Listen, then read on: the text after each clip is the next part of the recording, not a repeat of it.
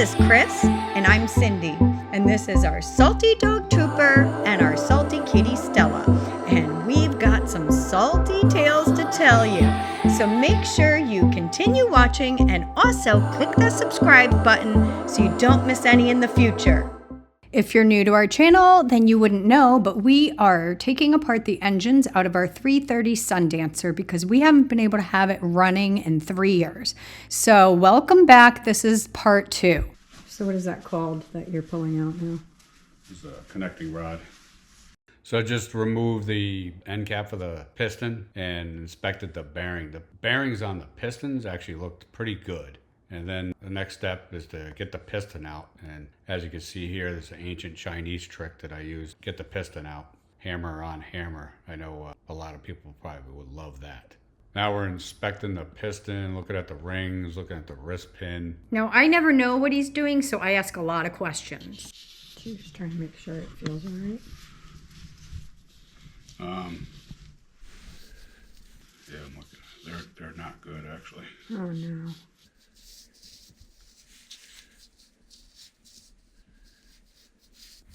What makes it not good? Well, all these are supposed to float like really easily. Like that. This is an oil ring. That one's okay. This one partially moves. This one doesn't move at all. It's supposed to look like this one when it comes out. It's supposed to move like this one. So, but you get new rings. Okay. We continued taking the engine apart, even though we found these piston rings are not in good condition. Still take it apart, match marking everything to make sure that if we end up building this engine back, we can put everything back as it was originally intended. If you watch the first video about the engine disassembly, we talk about match marking because the engine machines itself together. And those are machine surfaces inside the cylinders, the bearing surfaces, all that stuff. So you want to match mark it. If you ever put it back together, you put everything back where it originally came from. I know. We're going to talk about the big pink elephant in the garage here. I was so freaking cold that even with my 2 pairs of pants, my 2 pairs of socks, I think I even had winter boots on, my winter coat, the whole 9 yards, I was freezing. The garage was so cold. So I put my snuggle over my winter coat. And then Chris asked if I could step in to help. And I kind of forgot I was wearing it. And then I was like, yeah, I'll work it out. But that is why I look completely insane. So don't judge me. I was helping. So we're all just happy about that, right? So even with all my ridiculousness, we were able to get these removed a lot quicker because I was helping, and tag teaming it was definitely the way to go. This is such a long and tedious process, and I didn't realize how much went into this. Good. They match mark these already. Match what? They match mark these already. 1-1. Oh, nice. Cylinder 1. And once again, Chris has a place to store those where they're out of the way and they'll stay organized so he can make sure everything stays in order like he had talked about. And now you're about to hear one of the stupid little tiffs that we get in over the most non-existent issues that you can imagine. Here, you've got greasy hands, huh? Oh, yeah, buddy. Oh, duh. I'm like right here. You are. Oh, my God. So you want to spread the grease? I like this. Spread the grease. Yeah, you do, huh? Yep. Ridiculous. Oh, my God. Oh, my God. Well, that's helpful. If we just move this out. I know what I mean? I know. Well, I got the whole tray set up. I don't want to move it up. I know, but... You know, but you don't know. I do, but it's... It's fine. The time it would take to prevent you from falling might be worth it, Chrissy. No, I don't like safety. Okay. And there you have it. I think I'm smarter. He thinks he's got a better way. That's how we do our tiffs. I think they're hilarious. And now that I get to see them on video when I'm editing, they crack me up. So here we are, still removing them. Like I said, it's quite the long process, and you have to make sure that you're just doing things in order, doing them right, keeping them put together, putting them in an organized manner. And honestly, like, keeping everything organized and locating tools is probably half of the battle with working on these engines. All these years, Chris would do this alone, and I finally stepped in and started helping him a couple years ago, and I am learning so much. And I cannot believe how much goes into everything that he has been doing for years. So I have a huge appreciation for the amount of work that goes into us owning our boats. And I got to tell you, ladies, if any of you are watching and you're not as into boating as your husband, step in and help with some of the mechanical stuff, because I'm telling you, I actually enjoy it, and it makes me really appreciate the amount of time that we dedicate and Chris dedicates to having our boats. Chris is just finishing up, taking the last of the pistons out, and then we're just going to continue to inspect everything and see the condition of it all. So far, though, it's really looking like there was quite a bit of water intrusion in the engine, and there's a lot of issues because of that. Now with all the pistons out, we'll do an inspection on the block, and we looked into the cylinder walls, and I did find some scoring. The crankshaft where the bearings were connected for the piston rods actually looks brand new. It still had installation lube on it, because again, this thing only had like 1 hour on it. I gotta kind of look at those scores and see if honing will get rid of them. They're not really all that deep, but we also have to measure the size of the walls and see if there's any machining room left. Now here we're taking the oil pump off, and those are kind of cheap, so you just replace it when you're doing an engine. All right, you be good. Oh my goodness, look, it was snowed. Oh my goodness. And off he goes.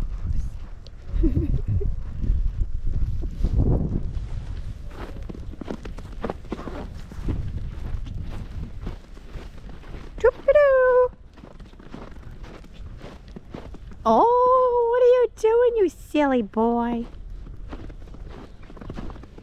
Are you excited? It snowed. It snowed, buddy. So Chris finished disassembling the first engine, and now he is moving on to the second engine because we need to see what this one looks like also. And because we already showed you the disassembly of the first engine, we are going to put this in super duper fast forward speed, just so you can see that once again we had the tedious task of taking this engine apart. So let me give you a little backstory in case you're new to the channel. The reason that we are doing all of this tedious work is because for about 3.5 years, our boat, our 330 Sundancer, has not been running. When it initially stopped running, Chris kind of diagnosed some things and saw that there were quite a few issues and that there was water intrusion in the engines. So we went ahead and ordered 2 remanufactured engines from a reputable engine remanufacturer, and we put those in the boat. Now, what we didn't know, and what no mechanic thought to do, is that when you put different engines in a 97 Sea Ray Sundancer, you need to have the computer reset before you set the timing. Otherwise, the timing is not going to get set correctly. And that was an issue. So the first time we took that out for a sea trial, we had issues. The boat would not stay running, and we ended up with water intrusion again. But to add to the drama, when our marina launched the boat the following year so we could work at it at the slip, they left it sitting at the fuel dock overnight without plugging it in. Now, when your boat sits for the entire winter without being charged, your battery doesn't work and your bilge pump will not kick in. So our boat partially sunk, and we literally got an email from our marina saying, "Your boat partially sunk. It took on water." I am not even joking. The marina has been nonstop drama. The battle to try to find mechanics has been nonstop drama. It has just been awful.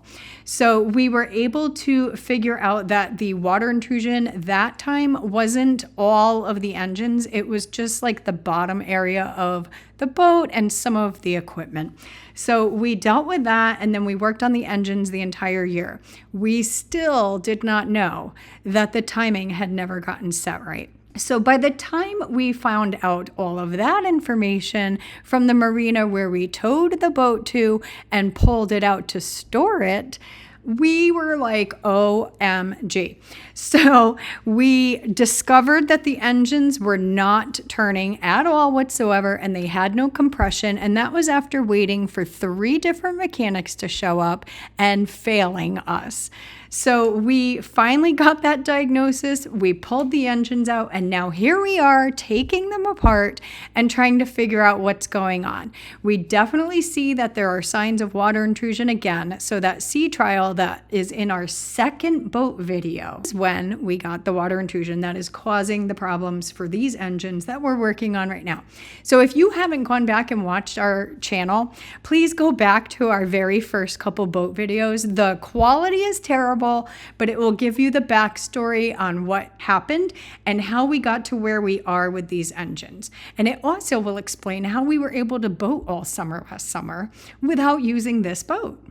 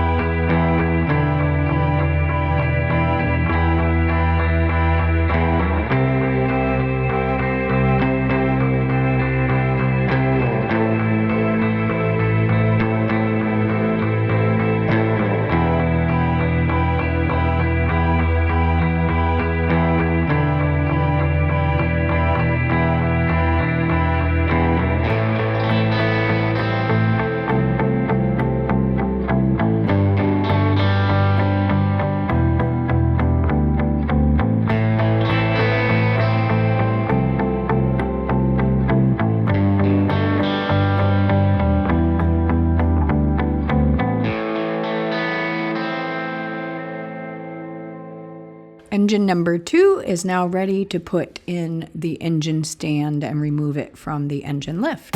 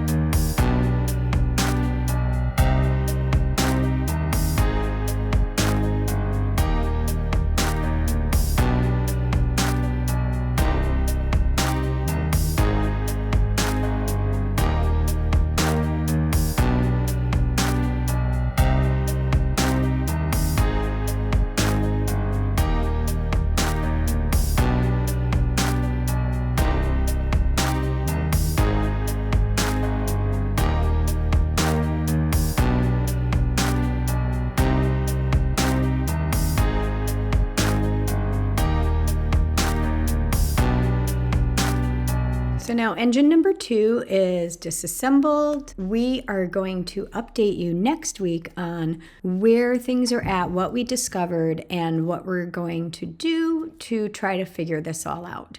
But thank you so much for watching. I know this is kind of tedious. Our usual content will be back and will be fun again. Our hearts beat to the city streets. We began to feel the fire.